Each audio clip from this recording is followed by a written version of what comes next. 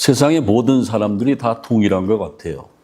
한 번 사는 인생인데 사람들의 인생을 두 가지로 구분해 보면은 후회하는 인생, 전혀 후회가 없이 살았던 인생 두 가지입니다. 그래서 여러분들 삶이 어떤지 한번 돌이켜보는 시간이 됐으면 좋겠고요. 모든 사람들이 후회하지 않기 위해서 세상을 반듯하게 살죠. 정직하게 삽니다. 좀 힘들어도요, 불법을 저지르지 않아요. 왜냐하면은 바르게 사는 것이 처음에는 늦게 가는 것 같지만은 그게 인생의 목적지까지 달려보면은 가장 빠를 수가 있다라는 거예요. 어떤 때는 돌아가는 것이 더 빠를 수가 있다라는 거죠. 그래서 후회하지 않는 인생을 살아가는 것이 너무나 중요합니다. 그런데 신앙생활도 마찬가지예요. 신앙생활도 마지막 종착점에 머물렀을 때에, 마지막 종착점이 어디입니까? 우리가 죽음에 이르렀을 때에, 주님 만났을 때에 후회하는 사람들이 있습니다. 어떤 사람들은 교회 안에 수십 년 있었지만은 주님 앞에 서지도 못하는 그러한 사람도 있다라는 거예요. 그렇다고 하면은 이쯤에서 우리의 인생을 한번 점검해 볼 필요가 있다라는 겁니다. 인생의 마지막 순간, 주님이 재림하는 순간이 종말이고 세상의 종말이고 내가 죽는 것이 내 개인의 종말인데 그때는 나의 인생의 성적표가 드러납니다. 두 가지로 드러나요. A학점과 F학점이죠. 그래서 후회하지 않고 인생 잘 사는 사람, 인생을 못 사는 사람 이렇게 구분이 됩니다. 신앙생활도 마찬가지라는 겁니다. 그래서 인생에 대한 세월에 대한 노래들이 굉장히 많아요. 한국의 유명한 가수죠. 나훈아 씨가 고장난 벽시계라는 노래가 있는데 고장난 벽시계는 멈춰 있는데 저 세월은 고장도 없네. 내 인생은 고장도 없이 막 가는 거예요. 근데 집에 벽시계는 서기도 하는데 그런 거죠. 그래서 제가 인생에 대해서 세월에 대해서 공감하는 한국의 가수들이 3명이 있는데 나훈아 말고 또 있는데 서유석 씨 가는 세월 그 누구가 노래방들 좀 다르실 것 같아요.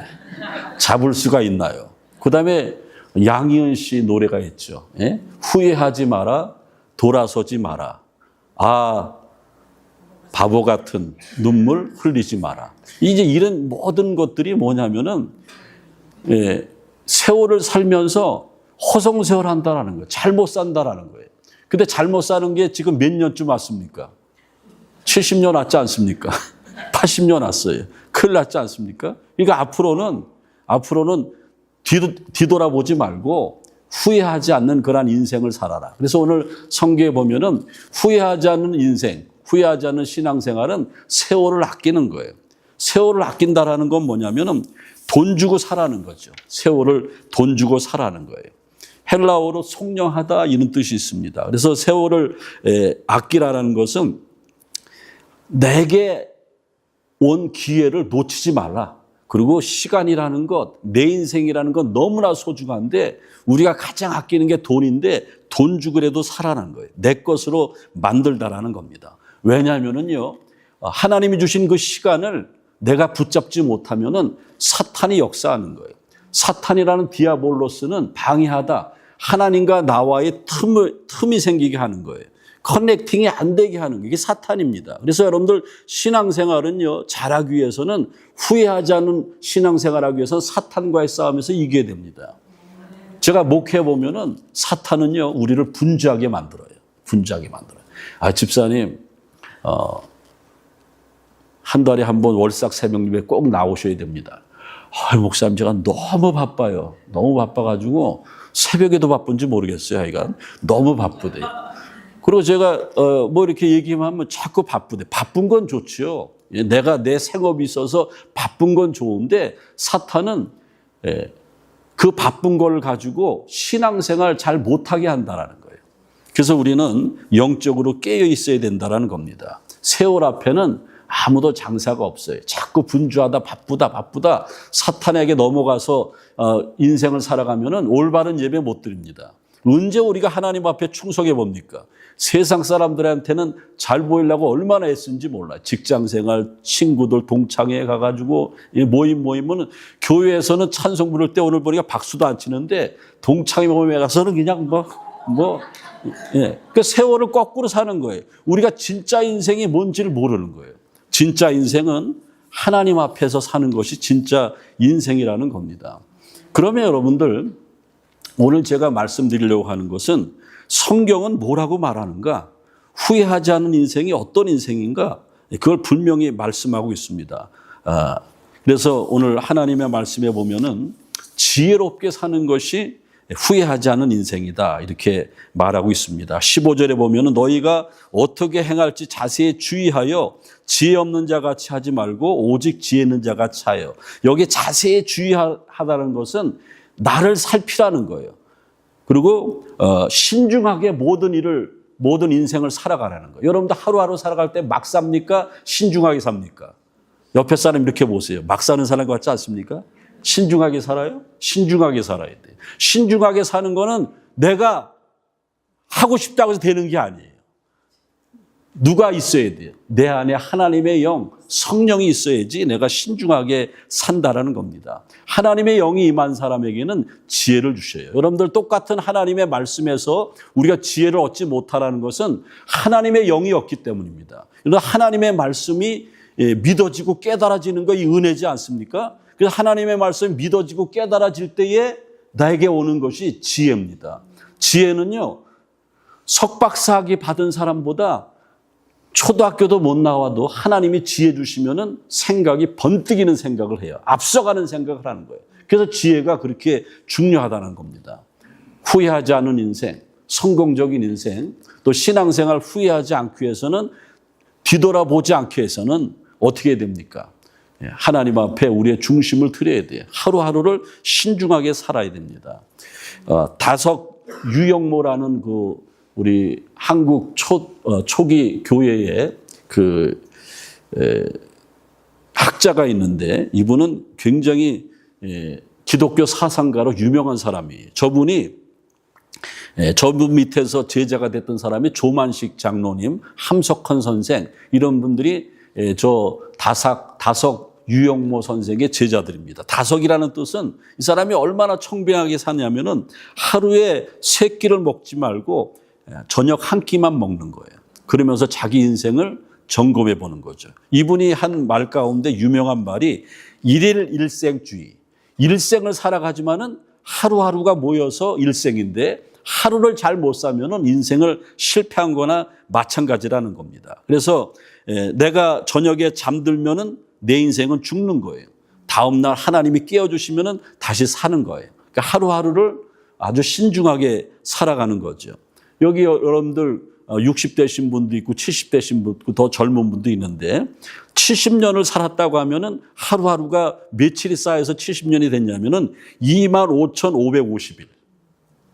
근데 지금 70세인 여러분들, 우리게 70세가 꽤 여러분 되는데 잘 들어보세요. 70세인 여러분들이 앞으로 10년을 더 산다고 하면은 하루가 3,650번. 20년을 더 산다고 하면 7,300번.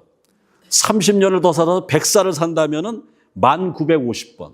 그러니까는 우리가 인생이 긴 것 같지만은 하루하루를 이렇게 나눠보면은 그렇게 길지 않다라는 겁니다. 그러면 이게 뭘 얘기하는 거예요? 얼마나 오래 살았느냐, how long, 그게 중요한 게 아니고 저기 유영모 선생님 말에 의하면은 어떻게 살았는가, how가 문제예요. 내가 길게 살았느냐, 짧게 살았느냐, 길게 살면서 추접하게 살고, 본의 안 되게 살고 사람들에게 손가락질 받고 저게 사람인가, 이런 얘기 들으면서 살으면 그게 인생입니까? 근데 그 유영모 선생의 책에 보면은 얼마나 오래 살았는가가 보다 어떻게 살았느냐가 중요하다는 겁니다. 어떻게 살아가는가? 오늘 15절에 보면은 지혜 없는 자 같이 하지 말고 지혜 있는 자 같이 하라. 지혜 있는 자, 소포이라는 말은 삶의 목적을 깨닫고 하나님의 뜻대로 바르게 살아가는 것이 지혜 있는 삶입니다. 아멘.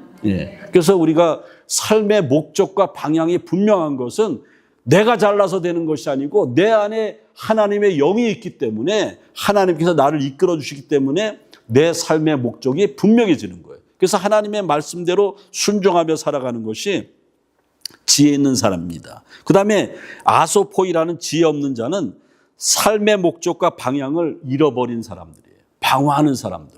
잘 사는 것 같지만은 허무한 거예요. 여러분들 하루 종일 열심히 살아서 친구도 만나고 돈도 벌고 이것도 하고 저것도 하고 저녁에 돌아서 잘나고 보면은 허망해요. 이게 뭔가 말이에요.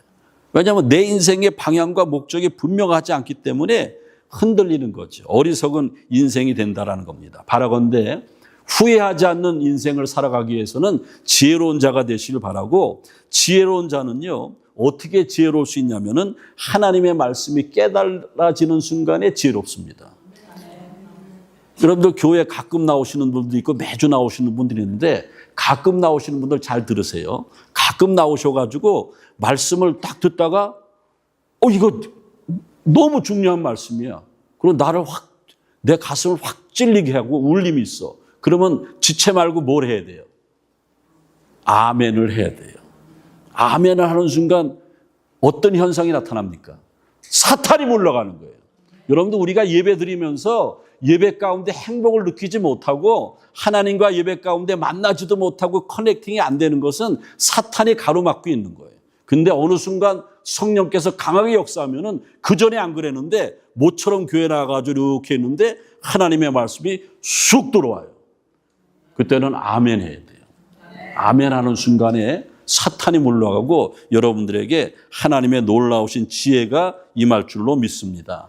그 다음에 오늘 사도 바울은 자기가 1차, 2차, 3차 전도 여행 때 가장 교회를 개척한 가운데 가장 오랫동안 목회했던 3년 이상 목회했던 에베소 교인들에게 애착을 가지고 에베소서 이제 후반부가 실천편인데 예수 믿는 우리들은 어떻게 살아야 되는가? 후회하지 않는 인생을 살아라. 그러면서 지혜롭게 살아야 되고 그다음에 성령으로 충만한 인생을 살으라고 말하고 있습니다. 성령으로 충만한 인생. 저기 보면 제가 책 한 권을 소개하고 있는데 엄마라고 불러도 돼요. 저게 그 책의 저자는 케이티 데이비스인데 아주 유명한 여성이죠. 지금 선교단체 대표를 하고 있는데 테네시 주에 사는데 고등학교를 졸업하고 좋은 대학을 입학을 했습니다. 그런데 대학을 가려고 그러는데 이 케이티는 굉장히 하나님의 말씀에 순종하는 편이에요. 하나님의 말씀을 묵상을 하고 말씀의 인도를 받는데 자기 심령 가운데 인생 가운데 성령이 충만해요. 갑자기 하나님께서 너 대학 공부하는 거 1년을 멈추고 한번 선교지 나가봐라. 우간다로 나가게 되는 거예요. 고등학교를 졸업하고 저 KT가 우간다에 가서 열심으로 사역을 합니다. 열심으로 사역을 하고 이제 돌아올 때가 됐는데 한 5살 난 여자아이가 대학도 입학도 안 한 저 KT에게 엄마라고 불러도 되냐고. 그때 하나님의 음성이 들려왔어요. 그래서 대학이 뭐고 하나하나 입양하기 시작했는데 처녀가 14명의 딸을 우간다의 그 흑인 딸들을 입양을 해서 사진 있지 않습니까? 그리고 나중에 이제 결혼을 해서 자기는 아들 하나 낳았는데 노아라는 아들이 있어서 15명을 키우고 있어요. 지금도 이제 우간다를 왔다 갔다 하면서 선교단체를 세워서 이제 선교하고 있는데 굉장히 행복한 삶을 살아요. 저 책에 보면은 책 서두에 KT가 얼마나 하나님의 음성에 민감하고 성령의 인도를 받는지 주님, 내가 매 순간 주님을 선택하게 해주심을 감사함을 드립니다. 이 마음이 흔들리지 않게 해주세요. 여러분들 매 순간 주님을 선택합니까? 나를 선택합니까? 여러분의 주인이 여러분이에요? 예수님이에요? 예. KT는 그랬어요. 그러면서 뭐라고 그러냐면은 내가 이렇게 14명의 아이들을 입양해서 내가 굉장한 것 같지만은 나는 그런 엄청난 사람이 아닙니다.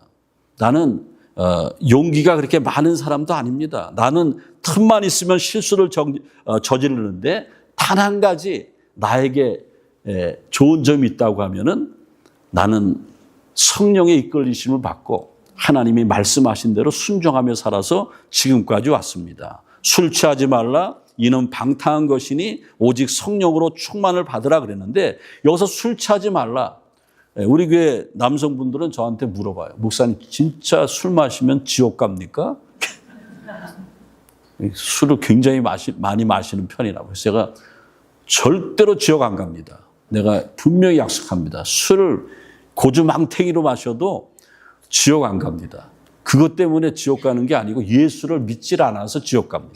술 많이 마셔도 되는데 집사님의 마음속에 집사님이라고 제가 밝혔네. 집사님의 술 많이 마셔도 되는데 언젠가는 끊게 됩니다. 어떻게 하면 내 안에 주인이 예수님이 되면은 끊게 됩니다. 술 취하지 말라라는 것은 알코올에 취하지 말라 이것이 아니고 세상에 취하지 마라. 세상의 유혹에 넘어가지 마라. 세상의 즐거움에 푹 빠지지 말라. 성적으로 타락하지 말라. 방황하는 생활 이제 멈춰라. 이게 술 취하지 말라예요. 그 다음에 이는 방탕한 것이니 아소티아라는 방탕이라는 것은 구제불능이에요. 통제할 수 없는 상태에서 벗어나라는 거예요.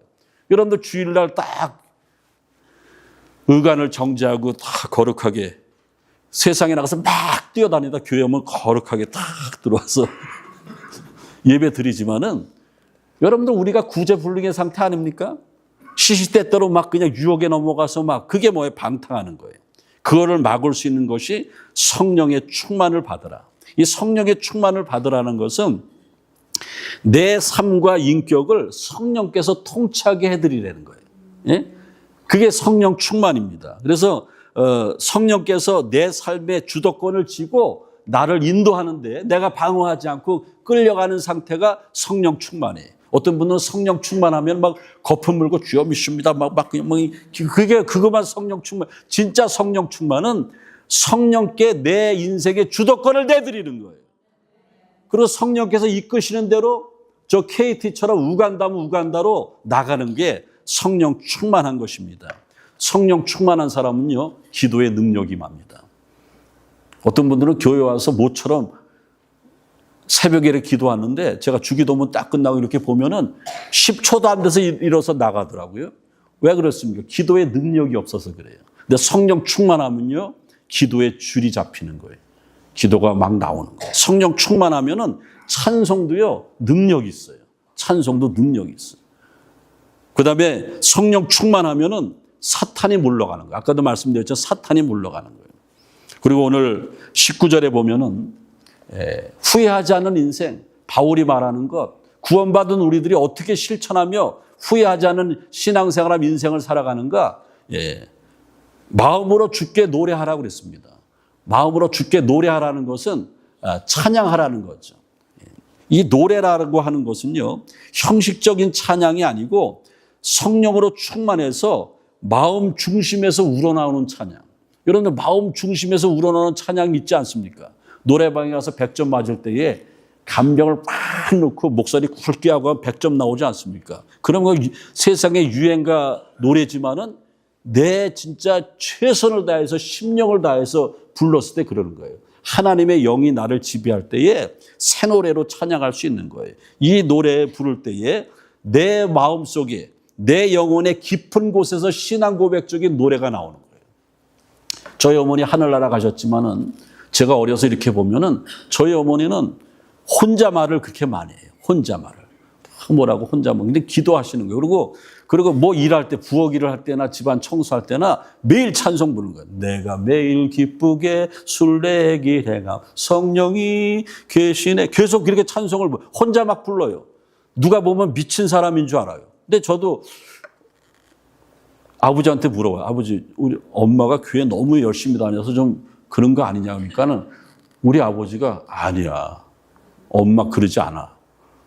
근데 저희 어머니는 늘 이렇게 찬양하는 인생을 살아요. 그래서 후회하지 않는 인생으로 마무리하고 사남매에게 신앙을 유산으로 상속하고 우리가 어머니 돌아가신 지 오래됐는데 우리 형제간들이 다 어머니를 추억하면서 좋은 어머니였다 이렇게 말하고 있습니다. 저기 스타디움 경기장 큰 경기장 두 개를 소개하고 있는데 하나는 런던의 웸블리 스타디움이고 하나는 얼마 전에 라스베가스에서 BTS 공연하고 갔지 않습니까? 엘리전트 스타디움. 근데 여러분들 그 BTS가요 저기 웸블리 스타디움에서 팬데믹 전에 거기서 공연을 했는데 7만 명 만석이 찼대요. 팬데믹 전에. BTS가 저기서도 유명한데 그거보다 더 전에 1990년 4월 16일에 그 남아공의 대통령으로 취임한 만델라 대통령 흑인 해방 운동을 했고 취임 기념으로 기념 음악회가 열렸는데 많은 록밴드 가수들과 성악가들이 찬양을 합니다. 7만 명이 꽉 찼어요. 여러분 노래의 힘이요. 저렇게 큰 거예요.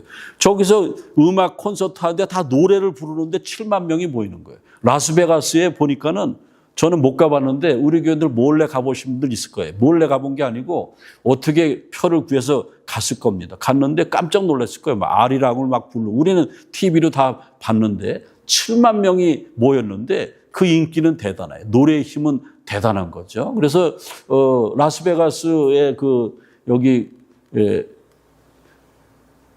스타디움은요 7만 1,000명이 만석이래요. 근데 그거 거의 다 찬 것 같습니다. 대단한 것 아닙니까? 그런데 저기 만델라 대통령 취임식 기념으로 웸블리 스타디움에서 이제 음악회가 벌어지는데 이제 2시간이 지나고 맨 마지막에 누가 나오냐면 저기 제가 조그맣게 사진 보여드렸는데 젤시 놀만이라고 하는 세계적인 오페라 소프라노 가수. 이 사람은 빌리 그레함 목사님이 왕성하게 전도 집회 다닐 때 초청해가지고 찬양했던 그런 사람이에요.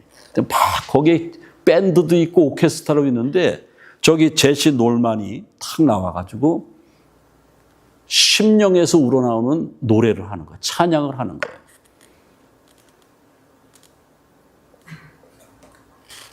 만델라 대통령이 노예 해방 운동을 하고 평화주의자고 노벨 평화상까지 받았는데 거기에 걸맞는 찬송가 어메이징 그레이스를 찬송하는 거예요. 나 같은 죄인 살리신 주 은혜 놀라워. 아주 밴드도 없고 또 오케스트라 연주도 없고 그냥 목소리로 찬양하는데 사람들이 막 빠져들어가는 거예요. 그 제시 놀만이 찬양하는데. 그리고 3절이 됐는데 3절 가사를 제가 띄워놨는데 저걸 부르면서 저기 7만 명이 다 울었다라는 거예요. 그 새 노래로 찬양할 때에 이제껏 내가 산 것도 주님의 은혜라. 또 나를 장차 본향에 인도해 주시리. 아멘입니까? 이제껏 내가 산 것도 주님의 은혜예요. 여러분이 잘나서 지금까지 온 것 같습니까? 주님의 은혜예요. 그리고 앞으로 우리가 살아갈 여생도 하나님께서 인도해 주셔야지 하나님의 본향에 들어갈 수 있다는 겁니다. 그런데 사람들이 다 울었대요. 마지막 그 음악회 마지막 노래가 어메이징 그레이스도 마치 다 울었대요. 그리고 런던 신문에 났는데 그 다음날 아침에 뭐라고 그랬냐면 어젯밤 웸블리 스타디움에서 하나님의 신이 강력하게 임했다. 신문에 그렇게 났대요. 그리고 그 주일에 런던의 모든 교회들이 사람들이 헝건히 비었는데 꽉꽉 찼대요. 하나님을 찾게 됐다는 겁니다. 이제 오늘 말씀을 마치겠습니다. 우리가 살아가는 인생이요. 그렇게 긴 인생이 아닙니다. 한 번만 사는 인생인데 후회하지 않는 인생으로 살아가는 것이 너무나 중요합니다. 후회하지 마시길 바라고 세월을 놓치지 마시길 바라고 오늘 주신 말씀처럼 어떻게 하면 우리가 신앙생활 후회하지 않는가? 하나님이 주시는 지혜로 살아야 돼요. 그다음에 성령으로 충만해야 됩니다. 그리고 하나님을 높이는 찬양하는 인생이 되어질 때에 하나님 동의해 주셔서 결코 후회하지 않고 복된 인생을 살아갈 줄로 믿습니다. 하나님 감사합니다. 오늘도